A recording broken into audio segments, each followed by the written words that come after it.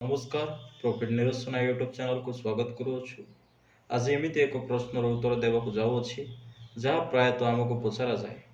लोके कहते तुम्हें कहीं धर्म परिवर्तन करियछ, कौन तुमको चाउल पैकेट मिलला, कौन तुमको पैसा दिगला कि कौन रोगर मुक्ति पाइबापी तुम्हें जीशु को ग्रहण कल। आज ये समस्त विषयर सठिक प्रमाण मु देवी जहाँकि हुए तो आपण पूर्वर केवे शुणी नथिबे। प्रथम विषय प्रथमे से मानकर कथा बुझा जो माने के कहते जे लोके चाउल पैकेट किंबा पैसा पाई क्रिस्टियान हुअन्ति। थरे भावन्तु कौन कौन सी मनीष निजर पूर्वपुरुषंकर परंपरा को निजर परिवार एवं निजर परिचय केवल 10-20 किलो चाउल पाई छाड़ी दे पारे। चाउल तो किछि दिन पर सरीजीव किंतु तापरे समाज रे जो अपमान सहिबाकू पड़े ताकू कौन कहीं चाउल पाई सहिब।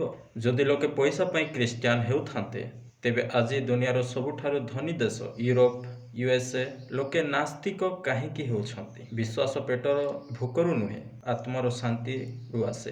कौनसी लोक मनीषर शरीर को नुआई पारे किंतु तार हृदय को बदलाई पारे नाही। द्वितीय कथा लोके कहते तुम्हें रोगरू बंचिबा पाई क्रिस्टियान हेलो। देखंतु औषध शरीर को सुस्थ करे किंतु प्रार्थना मन को शांति दिए। जदि जड़े असुस्थ मनीष प्रार्थना द्वारा मानसिक शक्ति पाइछे तेबे सेथिरे भूल कौन।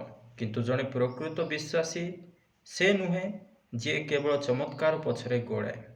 बाइबल कहे कि एही दुनिया रे दुख कष्ट आसीबो। जदि केवल रोग भल हेबा पाई लोके क्रिस्टियान हेउथान्ते तेबे डाक्तरखानार आवश्यकता पड़ू न थांता।